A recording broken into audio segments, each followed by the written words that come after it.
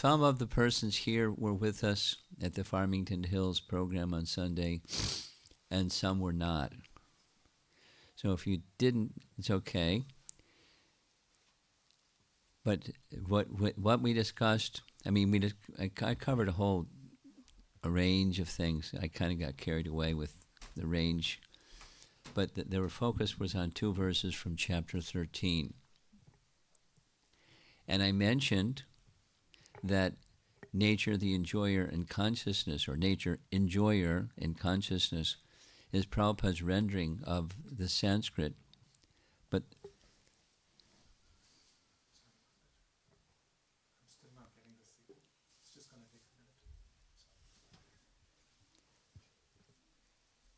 it went away.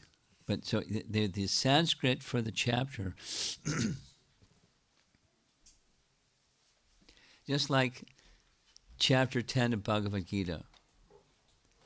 You're a young girl. Do you like Bhagavad Gita? Oh, good. And what's the title of chapter 10 Bhagavad Gita? Chapter 10 Bhagavad Gita. Opulences of the Absolute. And in Sanskrit, you know what it is in Sanskrit? Vibhuti Yoga. Vibhuti means opulences. So Prabhupada made it simpler for us that don't speak Sanskrit. Vibhuti Yoga becomes opulences of the Absolute. Chapter 6, and anyway, so each of the chapters of Bhagavad Gita has a Sanskrit title. Prabhupada took this, well, you can't see it, Prakriti Purusha Viveka Yoga. Prakriti Purusha Viveka Yoga. In the chapter, the 2 verses that we spoke about today at the Farmington Hills Temple, was both verses had the word Purusha. But in both cases, the word Purusha was indicating the living entity. So there's 2 Purushas. The real Purusha and the imitation Purusha. The one that's imitating wants to be the Purusha. He wants to be the enjoyer of Prakriti. So those are the verses that we spoke. But here, oh, no, let's try again.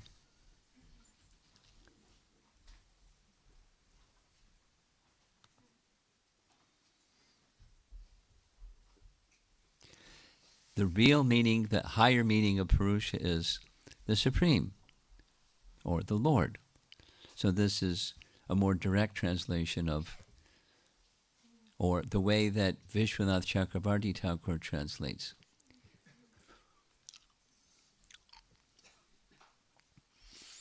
One of my godbrothers told me, he couldn't remember where it was, but I take his word for it. Prabhupada said, when I translate, there are 2 ways to translate from Sanskrit to English. One is literal, and the other is the mood. I like the second one. And there are some translators that they translate correctly, literally. And then there's the mood. So you can see Prabhupada's translation of this is the mood. And as I was discussing during the middle part of the day, or early afternoon today, matter, spirit, and the controller both. Because it kind of gets blurred if you're not Krishna conscious, like what's what. But when it's not blurred, then they're distinct categories. Prakriti. We're in the category of Prakriti. We're para Prakriti, not apara Prakriti, but we're Prakriti. We're energy, or to be enjoyed by. Prakriti is to be enjoyed by Purusha. And some persons are wagging their head, no, I'm the enjoyer. I'm meant to be the enjoyer. Watch me. And then those are the verses we discussed. Munkte prakriti jan gunan karanam guna sangosya sadasad yoni janmasu. So this is now we're going to be discussing particularly verses 8 through 12 of chapter 13. But to get to verses 8 through 12, we have to first get a little picture of how Krishna introduces 8 through 12 by going 1 through 7. So here's a little introduction to Bhagavad Gita, chapter 13, 1 through 7. Mini. It's not a full dive into those sections. As I mentioned in the midday class, chapter 13 is, in one sense, a graduate study explanation of chapter 2. Chapter 2 introduces matter, spirit, and the controller both. And Krishna admonishes Arjuna, which means he's admonishing us, for misidentifying the living entity to be matter, or the body, or the emotions within the mind, or the thoughts within the mind, or the feelings within the mind. So we identify with the covering, gross and subtle, as opposed to that which animates both gross and subtle, the soul. We belong to the category of spirit. We don't belong to the category of matter. And now to take that to another level, Arjuna asks 6 questions. Somebody that likes Bhagavad Gita, that knows what those 6 questions are, can raise your hand, and I'll call on you. Don't just blurt it out, because it'll... What are the 6 questions? Hint: matter and spirit, matter and spirit, matter and spirit. 3 different ways of asking matter and spirit. Do you know? You're smiling like you know. Would you like to know? You sure? You have a good memory? Yeah? You also know how to write things down, right? That's the good memory. So I'm going to say it, and you're going to write it down so that you remember it. Prakriti and Purusha. Look at that. There's those 2 terms again. Prakriti means material nature. Purusha means the joy of material nature. Matter and spirit. Next, set of 2. Did you finish writing? Okay. Field of activities, and the knower of the field of activities. You know the Sanskrit? Who knows the Sanskrit? Kshetra and Kshetra, Gya. Field of activities, got it? Write it. Field of activities, and the knower of the field of activities, matter and spirit. And then there's a next pair of 2 that's matter and spirit. It's knowledge and the object of knowledge. So Krishna is the object of knowledge. Who knows the Bhagavad Gita verse? This is a Bhagavad Gita verse quiz time. Bhagavad Gita, where Krishna says he's the object of the Vedas. Vedaista Sayarvair Aham Eva Vejo. Krishna is the object of all the Vedas. Yes? So that's elsewhere, and it's also in chapter 13. But it should be interesting to note, for me it was interesting to note, that knowledge falls in the category of matter, not in the category of spirit. Because many people regard someone that has lots of knowledge, as in information, that kind of knowledge, that's a spiritual person. They've got an information basket over here, and the information basket's loaded up. Just ask them this question, that question. They press the button, and comes out of that information basket all kinds of information. Wow, that's a learned person. Is that really what a learned person is? A learned person that doesn't know the object of knowledge, isn't a learned person. It's right in the Bhagavatam. With that knowledge which is devoid of knowledge of the absolute truth is useless. It's something, but as far as the purpose of knowledge is to know Krishna. The purpose of the Vedas is to know Krishna. And one that has knowledge or information but doesn't know the object of knowledge, it stays on the material platform. In that sense, useless. That can be useful. You can become a professor. You have an occupation being a smart person that knows stuff.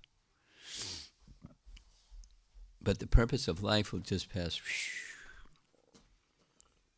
Purnarjanma. And then again, and then again, and then again. So the purpose of knowledge is not just Purnarjanma. It's Purnarjanma na.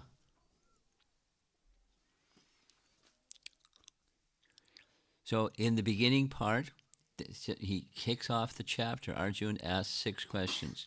Matter, spirit, matter, spirit, matter, spirit. He already heard it in chapter 2. Now he's wanting, for our benefit, to ask the same question again more deeply.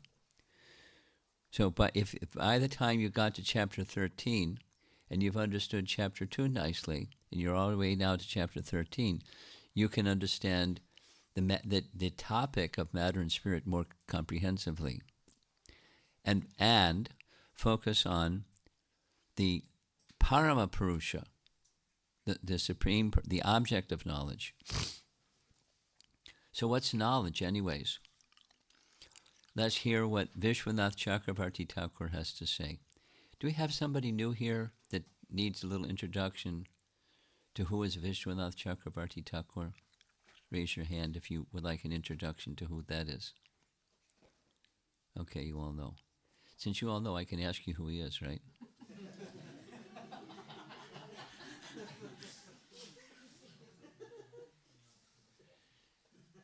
Should I pick on somebody?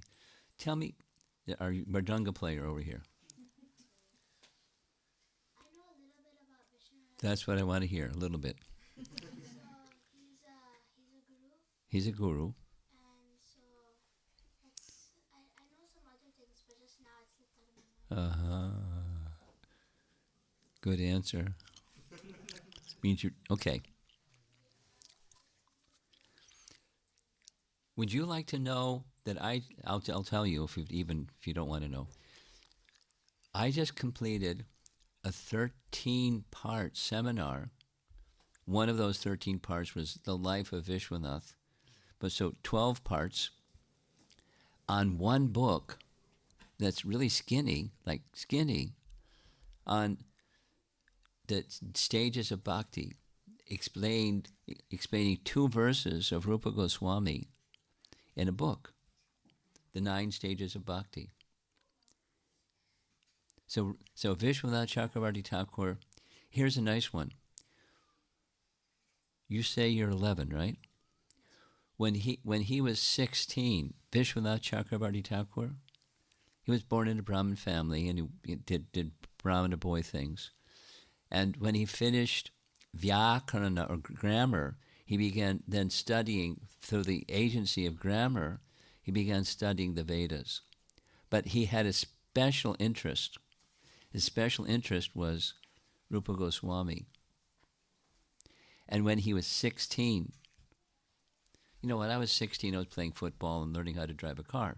And when he was 16, he was writing commentary on Rupa Goswami's writings. 16. Nectar of Devotion. We study Nectar of Devotion. He was writing commentaries on Bhakti Rasamrita Sindhu when he was 16. All the verses. And then what comes after Bhakti Rasamrita Sindhu? Ujjwala Nilamani. I can hardly pronounce it. What to speak is like very, very, very, very, that was 4 varies, elevated. Very elevated literature. And he's writing commentary on it when he's 16. he liked Rupa Goswami because those are two of Rupa Goswami's books. And another one of Rupa Goswami's books was Laghu Bhagavatamrita. What's Laghu Bhagavatamrita? I'm beating the drum and blaring the trumpet and singing the glories of Vishwanath Chakravarti Thakur because shortly we're going to hear his commentary on what knowledge is. So you've got your seatbelt on because he's way up there. Laghu Bhagavatamrita, Gopi Pranadhana Prabhu translated, it's this thick. And it's just one topic. Avatars of Vishnu. That's it. Nothing else. A to Z, and without how he constructs it. When he was 16, Vishwanath Chakravarti Thakur wrote a commentary on Laghu Bhagavatamrita.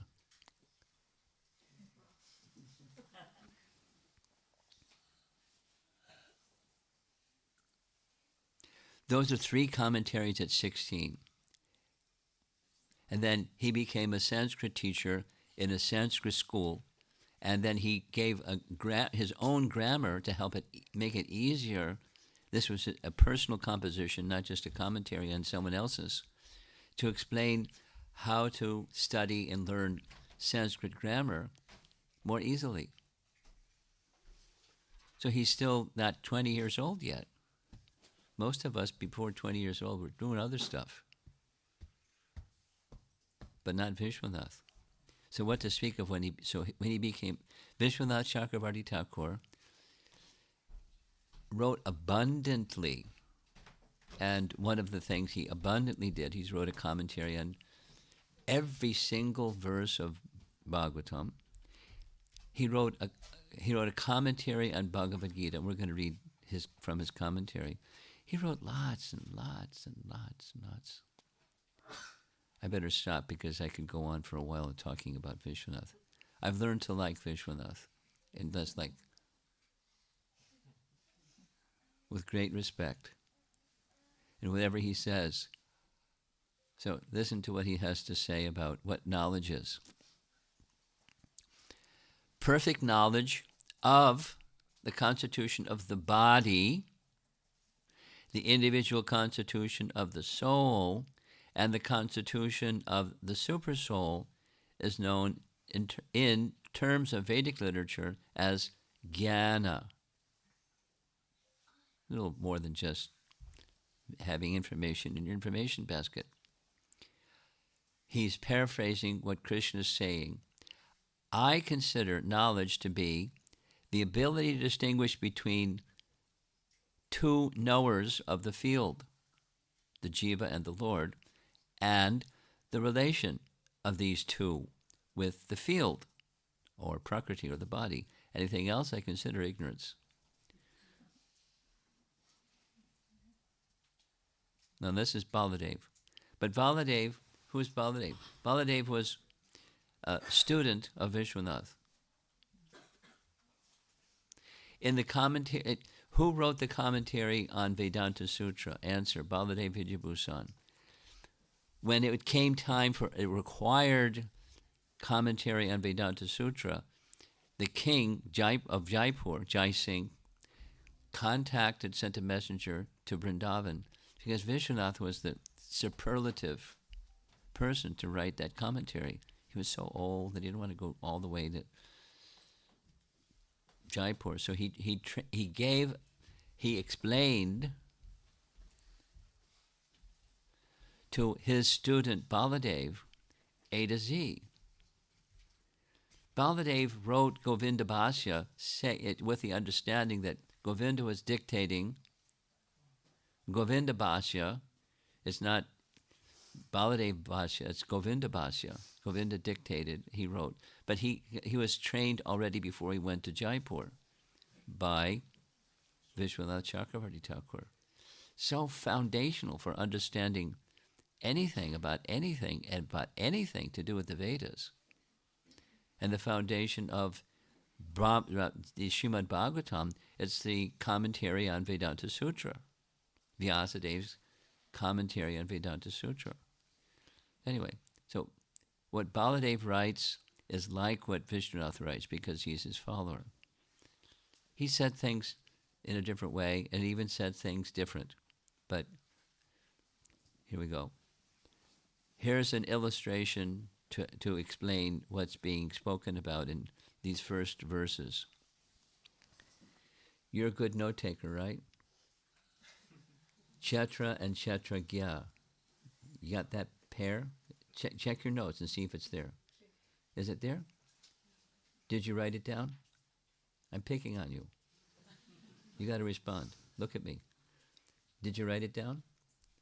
No? Kshetra and Kshetragya. Field of activities and knower of the field of activities. You wrote it down. You're writing it down now. Okay. It's like a farmer. He has a field. And he knows his field. So he's the knower of the field of activities. And then there's the field. Yes? Good. So what Krishna says in Bhagavad Gita, guess what? What? There's two knowers. What? Two knowers? Yes. The farmer knows his field, and he doesn't know the other farmer's field. And there's a knower of all fields, of all activities. And that's Parama Purusha, or the supreme knower of all fields of activities. So here's a nice painting or photograph of a painter to help understand. Knowing the difference between the painter, that's the guy on the left, he has an easel that's on his right, and then he's making a painting on the easel. So there's three things. The painter, the painting, and the easel. Yet before it was a painting, it was just a blank piece of paper. But because he's a good painter, he made a nice painting.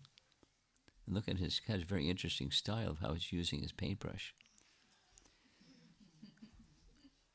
So three entities. So that was Baladev's explanation. Now we're going forward. Though Prakriti, Jiva, and the Lord combine together, there is no mixture of their respective qualities as the enjoyed, the enjoyer, and the controller, as would happen in a dyed cloth. How does that have to do with this dyed cloth? Let's hear.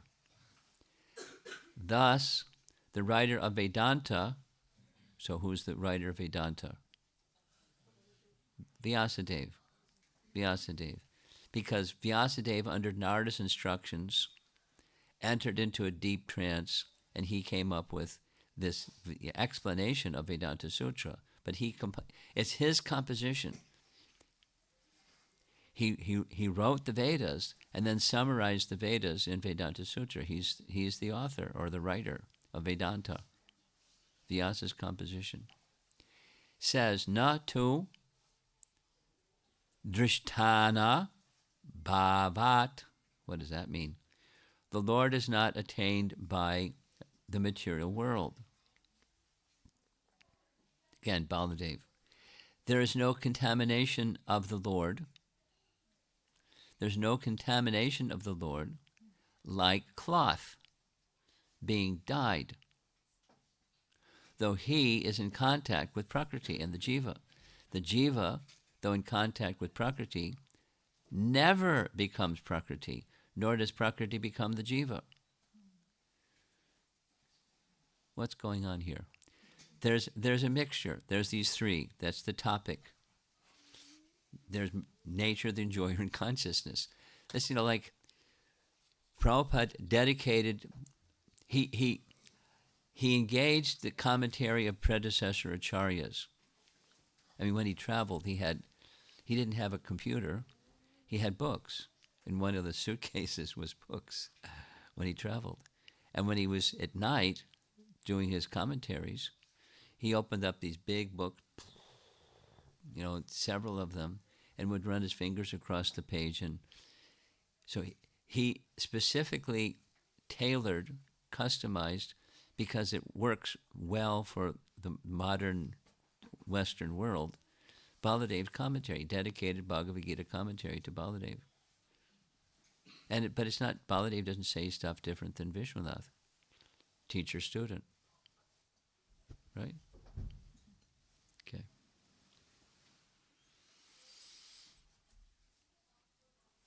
So dyed cloth and the dye, so the cloth and then the dyed cloth and the dye, same painter painting an easel. The cloth doesn't become a different cloth. It just takes on a color. But so the living entity is the living entity, covered by material nature. Okay, but the living entity doesn't become material nature. Living entity doesn't become the body, or the body doesn't become the living entity. I mean, that's what's being said. But using Sanskrit language or the concepts of chapter 13, chemical evolution is it's a no-no. It's not fundamentally okay, and people may get a Nobel Prize for coming up with some idea of how chemicals can get together and make life. But fundamentally, if you're a Vedantist or you have knowledge, it's not possible. And nor is it possible. Even conceptually, it's not possible. Matter doesn't equal spirit. Spirit doesn't equal matter. They mix together, yes. There's the two knowers, the living entity and the supreme. One of them is the controller, the other is controlled. And they're moving, mixing, but one doesn't become the other one. They have function. That's in material consciousness. So we're working our way towards the object of knowledge. Let's go to the next. Every living entity's kshetra, field of activities. You got it? Field of activities, kshetra. You're a good student, right? Okay. Kshetra, field of activities. Every living entity's kshetra is arranged by his karma through the agency of Maya. Krishna, therefore, is not partial because, as the Supersoul, the knower of all kshetras, he simply sanctions the awarding of each living entity's field of activities.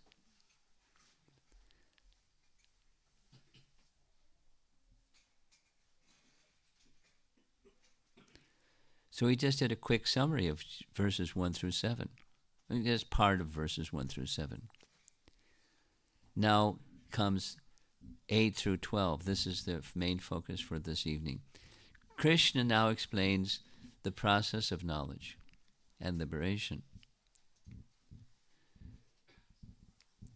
So here's verse 8. Notice the color coding. Amanitvam adambitvam. And then down further, Acharya Upasanam. Then another set of verses, another set of verses, another set of verses. It's still not 12. We have 8 through 11. And notice in verse number 11, Mayi Chananya Yogena Bhaktir Avyabhicharini. So the process of knowledge, there's knowledge and the process of knowledge and or the process of knowledge. One way of thinking of, because the question was, what's knowledge? And each one of these items,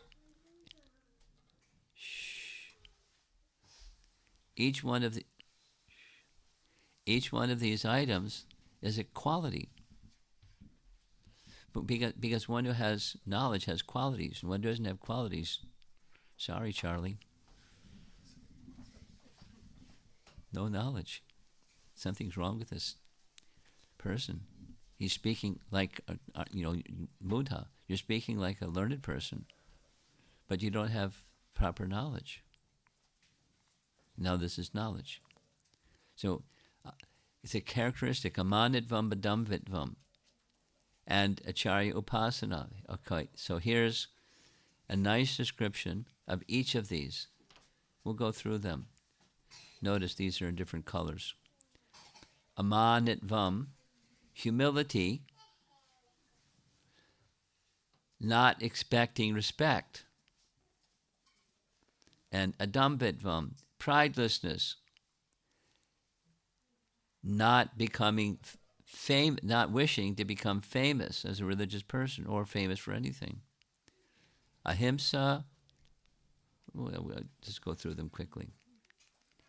This is a nice list. It's 19 items that make up what knowledge is.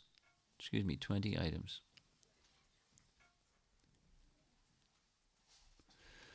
So of these 20 items, that's knowledge or the process of knowledge. Then comes the question. It's Prabhupada's commentary, which follows Baladev's commentary. What are the 3 most important qualities?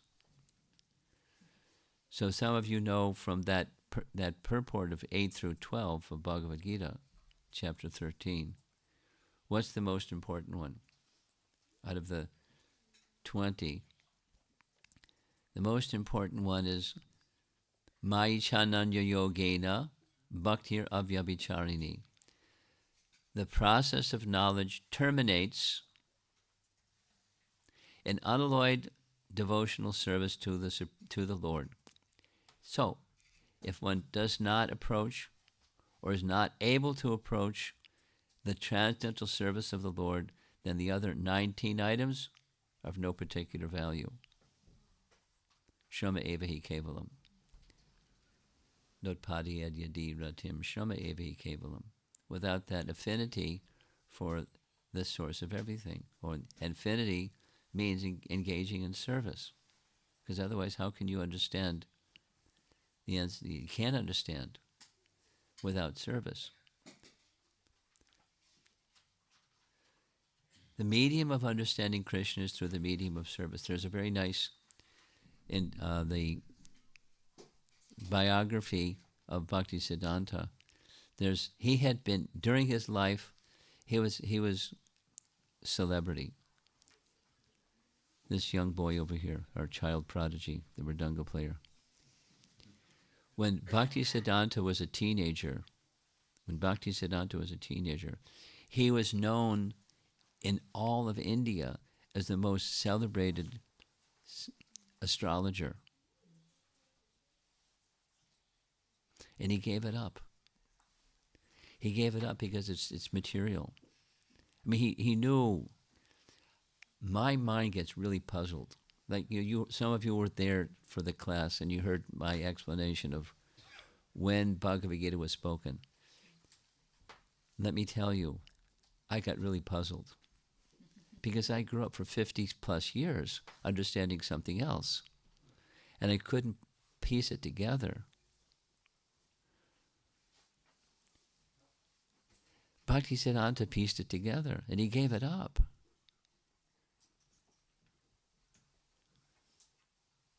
So he was a celebrity from a young man, and then he became an acharya.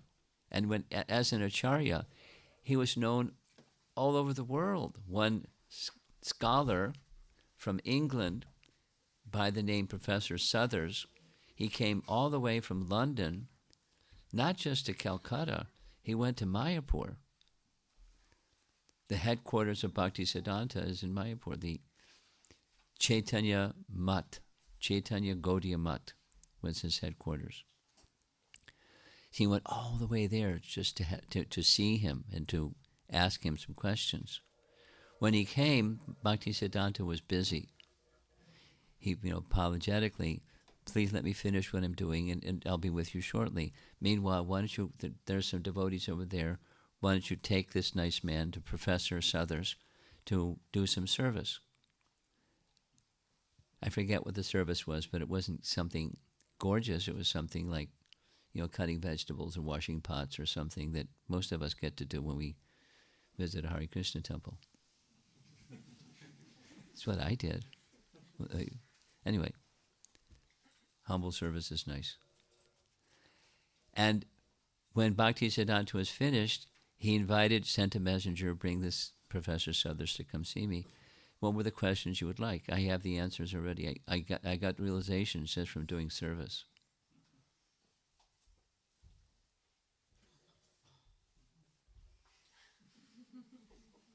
Just from doing service. Because realization comes through the medium of service.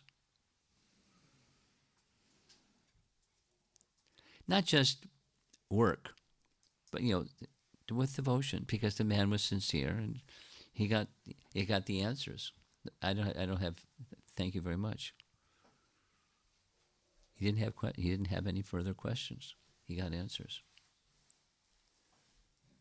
So without this number 20 or one of the 19, the others are of no particular value. Shama eva hi kevalam. So that's why the illustration here is a chandelier. Most of us in the room have at least seen what a chandelier is, if not, like in the Chicago Temple or in the Potomac Temple. They have a big chandelier in the middle of the room. And it's nice. It's crystal. There's here's my understanding of how it works is this. There's light and there's soft diffused light. And the light that shines behind the crystal, the light goes out, but it's diffused and very elegant kind of light. It's what makes chandeliers, besides the little crystal things hanging down. It's nice light. But supposing there's a chandelier that's just lying on the floor. There's no particular value. Whether it's glass or crystal, it's no particular value. It's got to be hung. And it's hung by one thing. Look. It's just so that thing that's hanging from the ceiling, that the whole chandelier is hanging from, that's the important part of the chandelier. Without it, the rest is useless. So that one thing in the process of knowledge is Maichananya Yogena Bhaktir Avyabhicharini. It's an important phrase, and it's important for us to understand Bhagavad Gita, to have knowledge, not just knowledge, wisdom, have proper knowledge. Ananya Bhakti, Ananya Yogena Bhakti, Mai unto Krishna, Avyabhicharini. So in the next slide we're going to hear what the meaning of this word Avyabhicharini means. Mai Chananya Yogena Bhaktir Avyabhicharini, or put God in the center and everything will come together. So here's some commentary on what Avyabhichari means. Commentary. One should have bhakti unmixed with karma, gyan, tapa, or yoga. Mai Chananya Yogena Bhaktir Avyabhicharini unto me, Shama Sundara. The word cha here indicates that bhakti may also be performed with a slight mixture of jnana or other elements, like as Jnana Mishra Bhakti. The first, or the unmixed type, will be executed by the devotees. The second type will be executed by the jnanis. Meaning, what does that mean? Vishwanath Chakravarti Thakur explains, without the support of bhakti, Gyan is useless. It's not Gyan at all. Gyan requires the support of bhakti, as opposed to bhakti is independent, doesn't require the support of anything. It's an important distinction between the different processes. Avyabhichari, or abhicharini, means that one should do daily. And Vishwanath writes, Madhusudana Saraswati says the word avyabhicharini refers to bhakti which cannot be stopped by any means. Similar to the verse in Canto 1, Chapter 2. Devotional service that's causeless, there's nothing material that can start it, nothing material that can stop it. Pure devotional service is independent.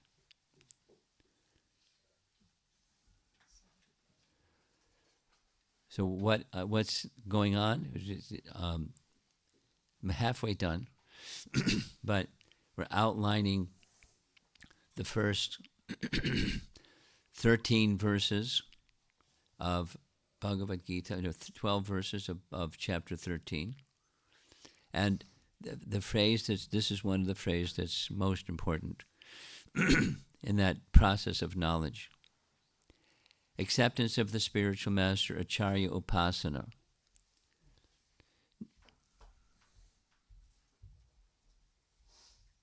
Just before coming to Detroit, I was in Rochester. And I met a nice student who has some knowledge of bhakti, but they don't really know too much. And they wanted to know, basically, there's some conversation, what's next? I'm doing this and doing that. What's next? So I explained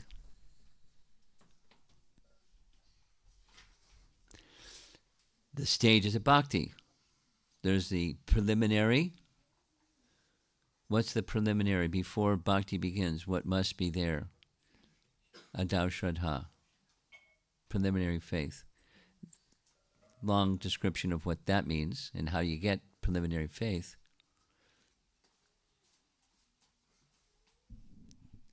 It's a nice explanation. Preliminary faith, and a very nice example that our acharyas point to is Narada Muni.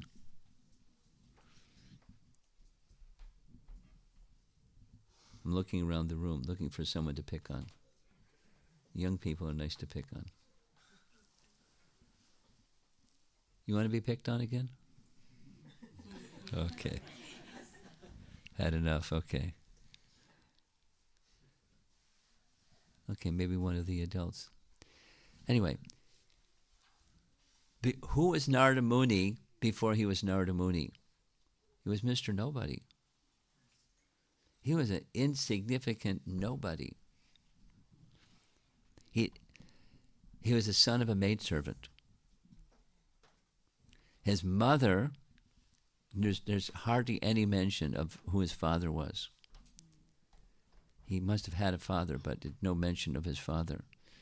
And he had a mother, and she was a dasi. She was a maidservant serving brahmanas. And during one rainy season, some sadhus came to take shelter of the residences of the brahmanas for the rainy season, and a little boy, doesn't give his name, was there, and he got their association, and he went into the fast lane very quickly. So then in Canto 7, it says who he was before he was that maidservant, son of a maidservant. Narada, Canto 7. I hope some of you like reading Prabhupada's books. Maybe by just hearing me a little bit, you'll like to read some more. That's part of the idea. It's not just like fireworks on 4th of July. It's appreciating there's a treasure house in Prabhupada's books. Not just to sell, but, to assimilate. So Narada is explaining to Yudhisthira many, many, many, many things. And one of the things, to illustrate a point, Narada tells Yudhisthira who he was before he was the previous day of Brahma. He was his little maidservant son. And before that, he was a upabharana. He was a very elevated denizen of heaven. And he became overly attracted to young girls. Sometimes that happens. And it was detected, and so he was cursed to take birth as a Sudra. So he fell, boom, and became the son of a maidservant, and then the association of the Bhakti Vedantas. He became a perfectly realized person. So there was some preliminary faith. That example I just narrated is preliminary faith, according to Rupa Goswami and our acharyas. Bhaktivinoda Thakur discusses it at length. Somewhere back there, this life or previous life, some association of devotees. Some association of devotees. Somewhere back there. And that Agyata Sukriti, it's like having our Rath Yatra festival. You have Rath Yatra festival here. So when you have Rath Yatra festival, people don't know what are these people doing. But they hear and they see and they taste and did something. Something. So that later on something more than something. So that Adau Shraddha. Adau Shraddha. One of the principles, Harinam Sankirtan Festival, Public Park Festival, Public Place Festivals, and book distribution. Those are some of our primary means of giving that little Adau Shraddha thing. So that when someone comes along and sadhu sangha, Krishna sends sadhu to such a person that has preliminary faith, and they go, yeah, that's nice. I mean, they may not right away say, yeah, that's nice, but in the course of time, someone may say, like this student was saying, it's nice. What's next? Bhajana Kriya, Adau Shraddha, Tatak Sadhu Sangha, Tata Bhajana Kriya. So when you're with sadhus, what do? You do what sadhus do. That's what you do. Bhajana Kriya, devotional activity. And then in the course of devotional activity, what happens? Know it or not, some good stuff is happening. Unwanted things within the heart. Cheto darpana marjanam. Knowingly or unknowingly. Knowingly is nice. Even unknowingly it's nice. So the heart is becoming cleansed, and contamination of modes of nature and forgetfulness and all kinds of unwanted things that are inside. Have you noticed, before you were a devotee, you didn't know all that yucky stuff that was inside, and as you became a devotee, and there's all this yucky stuff inside. Yes. And then you start excavating that, and you find, oh gosh, there's more, and then you find there's more, and there's more, and there's more, like the question about being overwhelmed. Sometimes you feel, that was during the Sunday class. It can feel overwhelming. It's a long road to get to become a pure devotee. But there's good news. Krishna is very kind. And if we're sincere, even we're very covered, Krishna will help us. That's the good news. We're not alone. So bhajana kriya, anartha nivritti, etc. So this is this topic, acharya upasana, not just meeting and hanging out with sadhu sangha, like just coming into the company of devotees, but amongst the company of devotees, some plural, not just one, but some may have some special importance in your life, and they're go-to people that you can go to and take wisdom from. It's good to have such people. It's more than good. It's imperative. It's essential. Here's Lord Chaitanya's teachings. This is now we're going to Chaitanya Charitamrita. But Lord Chaitanya, in discussing with Sanatana Goswami, explained, I call it the pyramid. There's like all the totality of all living entities. That's a lot of living entities. And amongst all those living,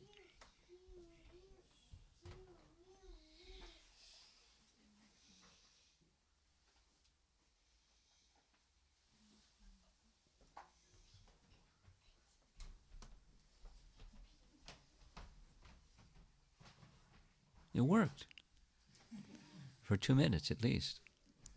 Let's see what happens.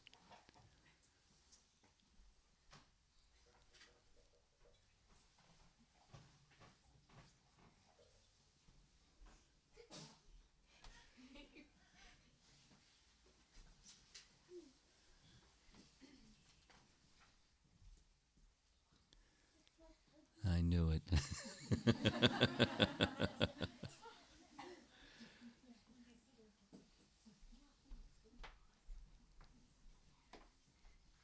That's it. He needs his buddy. Okay.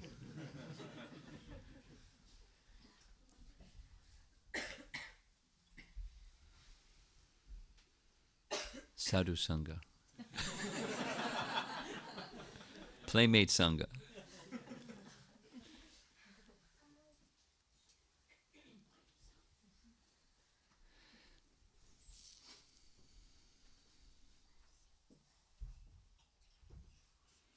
I lost track of where I was. Where was I? Huh? Yes, thank you. The pyramid. So there's the totality of living entities, thank you. And then of those totality of living entities, there's so many species, and then 400,000 human species, and some of those that are human in the human species, some are civilized, and the characteristic of civilized means except varnashram. And then you can keep building. And those who are varnashramites, those that are become devotees, and those that are devotees, those that are going to higher stages. And how do you become a devotee? Through sadhu sangha. So then he drills down on, or at least Krishnadas Kaviraj Goswami drills down on, what is sadhu sangha? How important it is to have sadhu sangha. How important it is to have sadhu sangha. It doesn't have to be big, it has to be sadhu sangha. And then he goes further into different stages of bhakti, and then goes up to the Uttama Adhikari, and Sanatana Goswami is told by Chaitanya Mahaprabhu, even in the Uttama Adhikari position, sadhu sangha is imperative, not optional. There are things at the earlier stages that are also not optional, and even at that very elevated stage. Now, how does one get supposed to get very elevated association when you're living as a sannyasi and you're moving around all the time? That's a good question, isn't it? You have to, by design, you have to arrange it. And so sometimes Krishna arranges it. Like I get to come to Farmington Hills every now and then, and Yuko Kishore is here. So I get some sadhu sangha. Krishna's arrangement. And then, by design. Anyway, tomorrow morning at 10 a.m., I'm having some sadhu sangha with Giriraj Maharaj. I've been on his radar screen. Giriraj Maharaj is planning to write another book. Have you read his book? I'll Build You a Temple. Wow. And he's going to write another book. And the book is the early days at the Boston Temple, because I was for 4 months, I was in the Boston Temple one summer, 1970, a few years ago. So for 4 months, we're having a Zoom call tomorrow. He's in Bombay, and I'm going to be in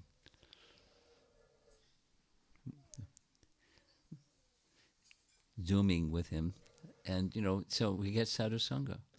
Our paths don't cross. But, Krishna arranges, just like how does the initial sadhu sangha arrange for somebody that's in La La Land out there somewhere. Krishna arranges. So, sadhu sangha is imperative, and this is acharya upasana, not just be in the company of, but upasana is to worship.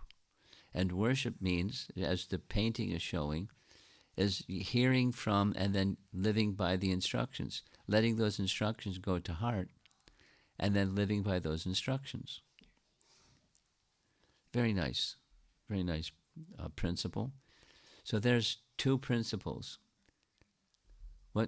Who wants to say what the first principle is? It starts with Mai. You 3 girls, I'm picking on you.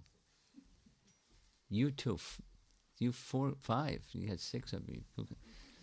What's the principle? Mayi. What's the rest? We heard it multiple times.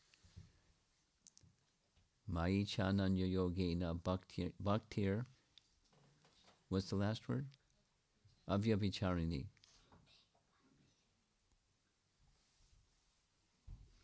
Then Ucharya Upasana, and then comes humility. Beginning of all knowledge comes from humility. Amanitvam vidam. Humility is described by Rupa Goswami in Padyavali in the following way. O Lord, no one is more merciful than you, and no one is more pathetic than I. I am very lowly and fallen. O Lord, Yadunath, please reflect on my case and do whatever you feel is appropriate. There's no marching orders or petition. Please do this and don't do that. Om Jaya Jagadisha Hare. He doesn't have to tell him what to do or appeal to him. Ooh. Ooh.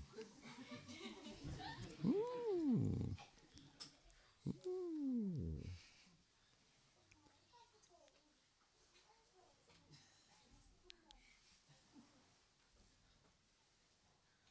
I'm missing my glasses. Okay.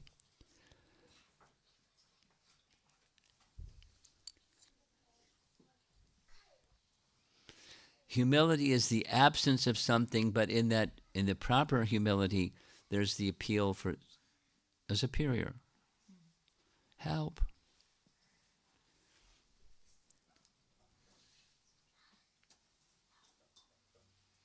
Humility means that one should not be anxious, this is commentary, to have the satisfaction of being honored by others.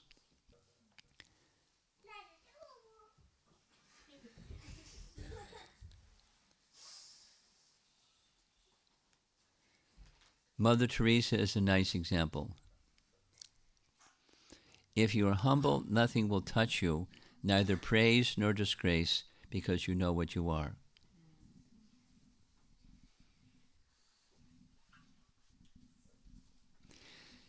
Srila Prabhupada, there's a recording, but I didn't include it in this.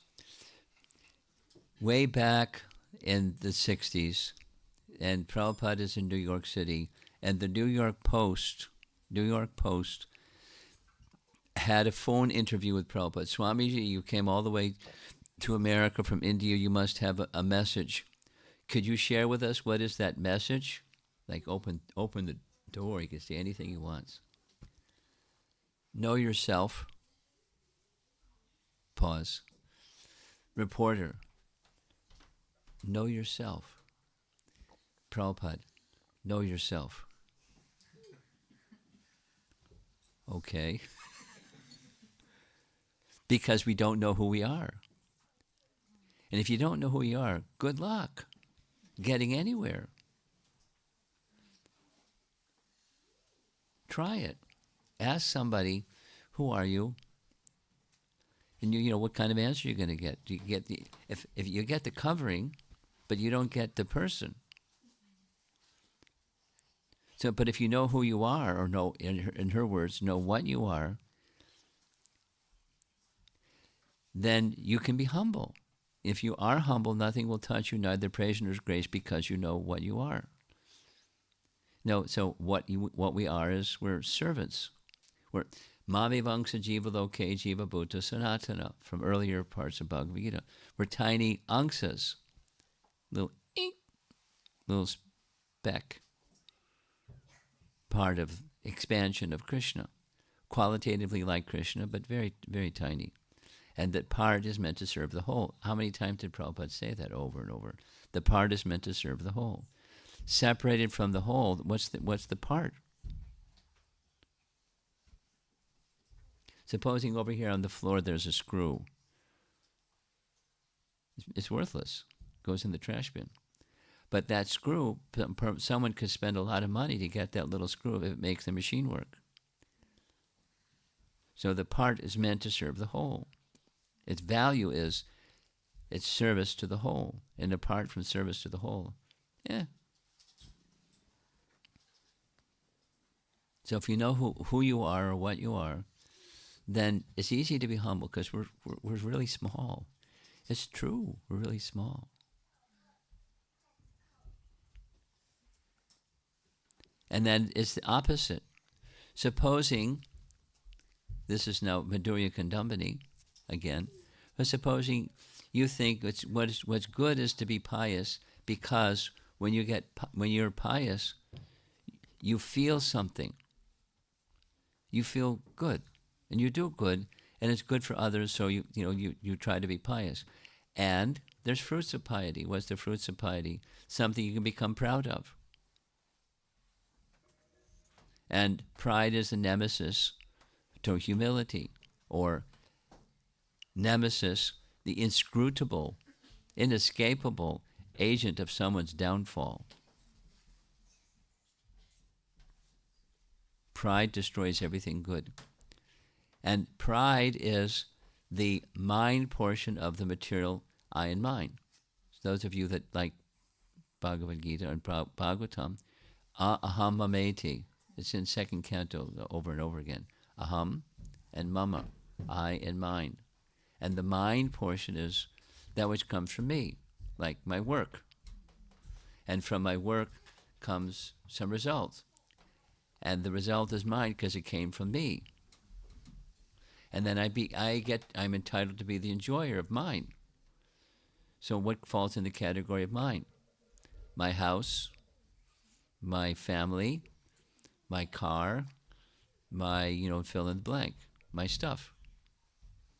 And the more stuff, the more I'm successful.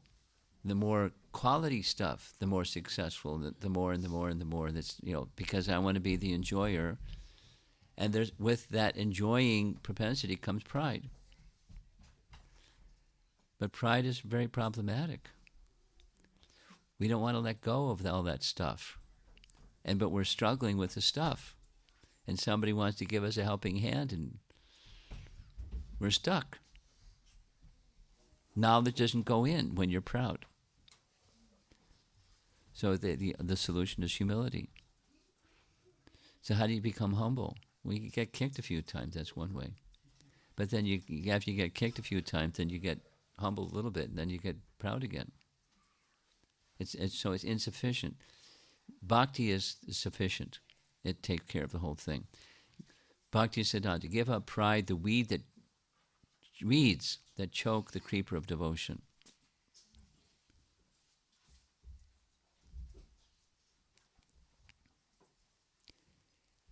So, Mai Chananya Yogena, constant and unalloyed devotion to me is the sole quality specifically of the devotee. All other qualities come to a devotee who exclusively endeavors for constant, unalloyed devotion. That's Vishwanath. We're almost done, I promise you. Just a few more slides. This is going way ahead towards the end of chapter 13. Oh, Bharata, as the sun alone illuminates all this universe, so does the living entity, one within the body, illuminate the entire body by consciousness.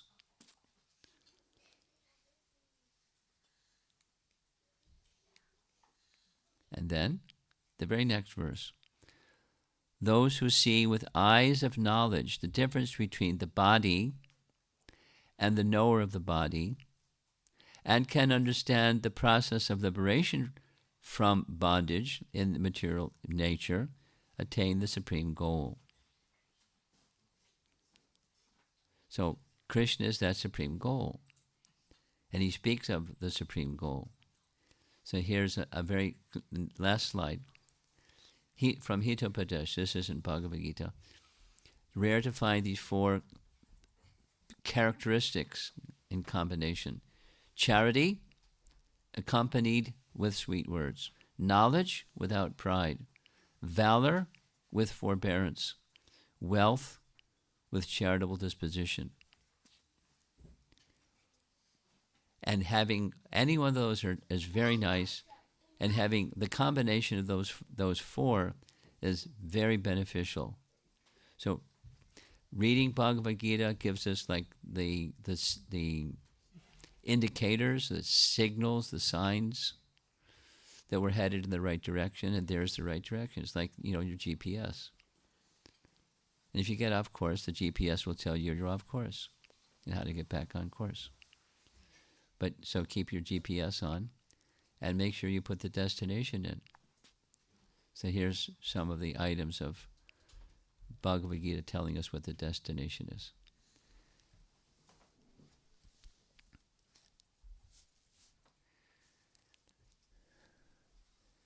Now I'm looking around the room thinking we're going to have a lively discussion because you're all very thoughtful devotees. Let's see if there's some comments or questions.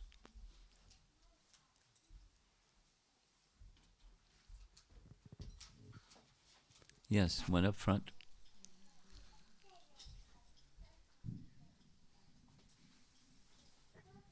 Hare Krishna Maharaj, thank you so much for a wonderful class.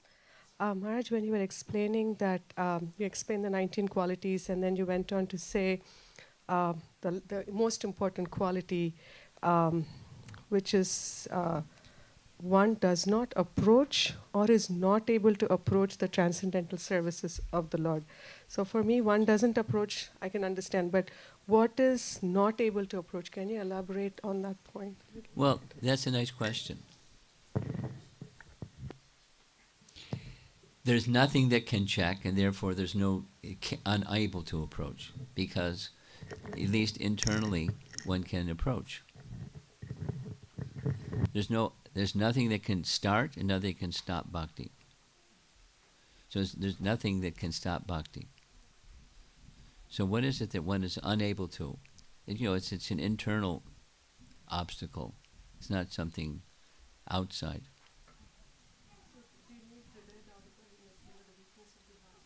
Yes, like that. And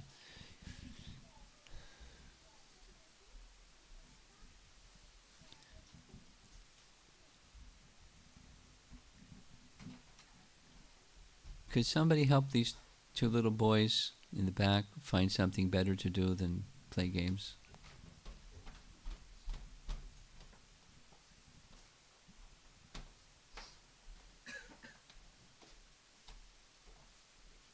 He doesn't like no.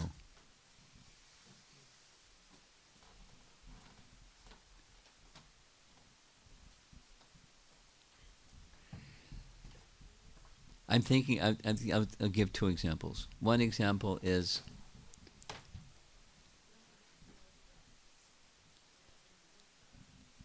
in a family situation, someone may be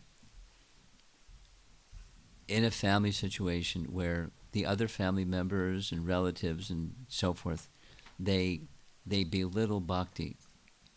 They dump on bhakti. They ridicule bhakti. And somebody's a devotee. They don't want to be ridiculed. They want to be engaged in bhakti. So what to do? They have to hide it. And how long can you hide it? So, circumstances may restrict.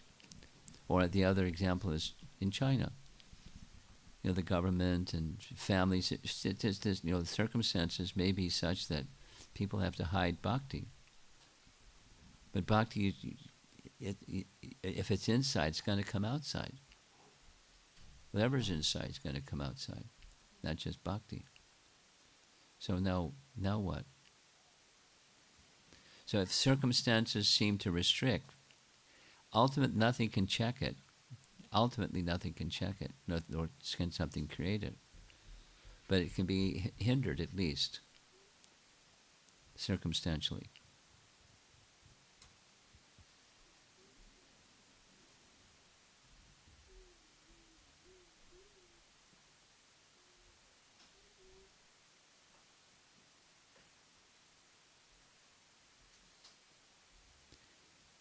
Something else?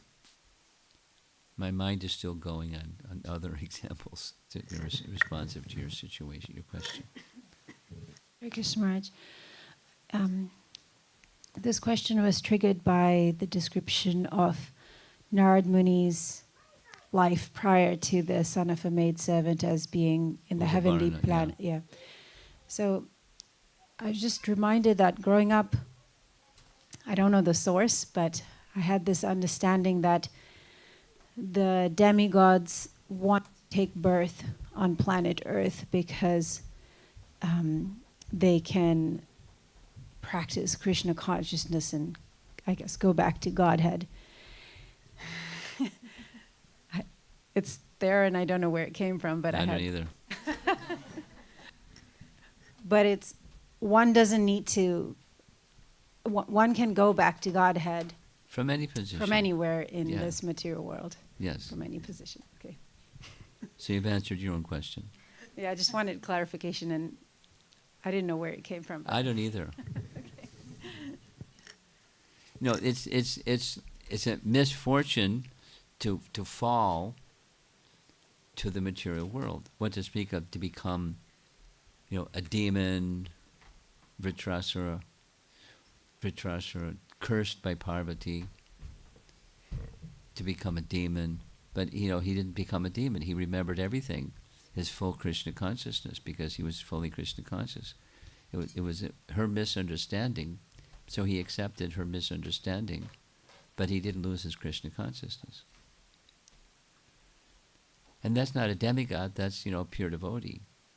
He had become a pure devotee. Ch.13-Nature became not just a he took a post in the heavenly realm, a Vidyadhara king, but he wasn't just a Vidyadhara, he was a pure devotee. Anyway, so back to the premise. It's a misfortune to fall. However, when there's some circumstance where someone does fall, and the cause of that fall is some mistake that they made, then if the person who causes them to fall is a saintly person, there's benefit to be had.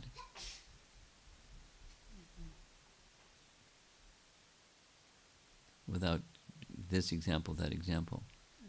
But it's a fall down is a fall down.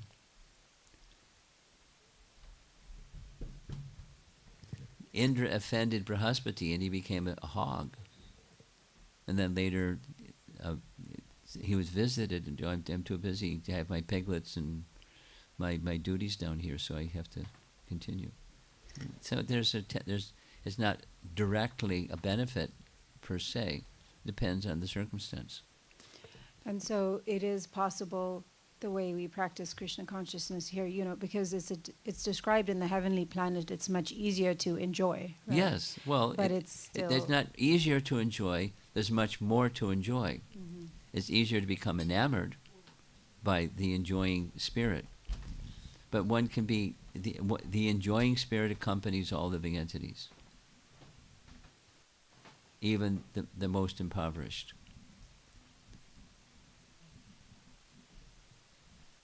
Even a pauper is proud of his penny, in Prabhupada's words. And it's true. I remember hearing Prabhupada tell the story. When he was a young boy, his father very kindly went with him by train from Calcutta to Puri to come to Rath Yatra, and then back again by train. So in one of those journeys, you travel by train in India, every now and then there's the train halts and they unload cargo and they load cargo, and while they're doing that, you go out on the platform and there's vendors selling stuff. And they know when the train comes that they're going to be here for 20 minutes or something, and they shout whatever they shout, come buy your stuff from me. So Prabhupada got down on one of those halts. I was walking around the subway platform, and he observed a very poor couple. They had a burlap bag, a cloth, just burlap cloth, and they were very carefully counting pieces of discarded wood, one by one by one by one. And Prabhupada said, from that I can understand, even a pauper is proud of his penny. I mean, even as a small boy, he was very intelligent. From understanding something, from seeing something, he can understand a principle. So, in the heavenly planets, there's more to have the sense of being the enjoyer of, and to be indulgent in those opulences. But one can be indulgent in, the tamagun.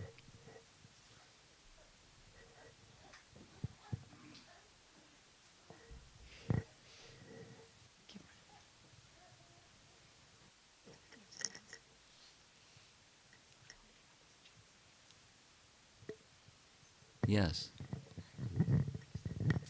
Hare Krishna Maharaj. Thank you for class. I'm just wondering if you can expand on number 3 of these 4 beneficial, the valor with forbearance, how that might be practical for just a normal person. Well, valor, there's kind of, it has different meanings. Valor, like heroism, a powerful person that can subdue others because he's very powerful. But forbearance, it's only exercised in the right circumstance and not exercised in anything other than the right circumstance. Forbearance. You don't just go around smacking people because, look out, I'm the powerful. The restraint. Power that's restrained. Now, it's often connected to Kshatriyas. Kshatriyas have to be valorous. They have to be ready to protect those who are their dependents. But they have to be restrained. When to, when not to. Not just because somebody ticks me off, I just smack them. Because I'm mighty. Okay? Thank you. Yes. Hare Krishna Maharaj. I was wondering, when people discuss bhakti, especially in Bhakti Rasamrita Sindhu, how they talk about Madhurya Ras versus things like Vatsalya Ras and Dasya Ras, it seems that Madhurya Ras is much greater than the other rasas. But how does that, and even Vaikuntha Lok, attaining that is still attaining the highest goal. How is it possible to have levels in that? Does that mean that some are not the ultimate goal? No. What's the ultimate goal? The ultimate goal is Shuddha Bhakti. It's a nice example. There's 2 nice examples. 3 nice examples. There's probably more. Bhishma Dev. You know who Bhishma Dev is? A little bit idea, Bhishma Dev? Grandfather Bhishma? Any lights going on? Not sure. Grandfather Bhishma? You're nodding, you're smiling. I don't know if you're just doing it politely or you have an idea. Okay. He's one of the 12 Mahajans. He's up there. He's fully knowledgeable in everything. He's the authority. And in Canto 1, Chapter 9, he has some wonderful prayers. He's getting ready to depart. Krishna comes with Yudhisthira, and Krishna inspires Yudhisthira to ask Grandfather Bhishma to give him a Bhagavatam class. He asks him, now that I'm the emperor, what are the duties of a king? And there he is lying on the bed of arrows. 58 days worth of lying on a bed of arrows. It's painful. You don't ask a person to give a Bhagavatam class in that situation. But Krishna inspired Yudhisthira to ask, and Grandfather Bhishma spoke. And then he finishes speaking, and he withdraws his consciousness from the situation of answering Yudhisthira's question, and he turns and looks at Krishna, and he focuses his attention on Krishna. 100%. Nirvikalpa Samadhi. Nothing but Krishna. And glorification of Krishna, glorification of So Grandfather Bhishma offers a prayer to the gopis in Vrindavan that they should bless him in his journey to the spiritual world. May his devotion be in the direction of their devotion, which is unalloyed devotion to Krishna. He's already there, but he's calling to those elevated gopis.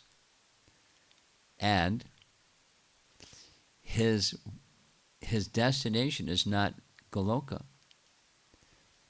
Can you tilt that way? Yeah. It's eye contact. His worshipable deity is Krishna driving Arjun's chariot. Partha is named for Arjuna. Partha Sarati, the chariot driver of Arjuna. And that's where he goes. He goes to the spirit. He goes to Vaikuntha, not Goloka, not Vrindavan. Although he knows about them and reveres them and respects them, but his destination is where his heart is.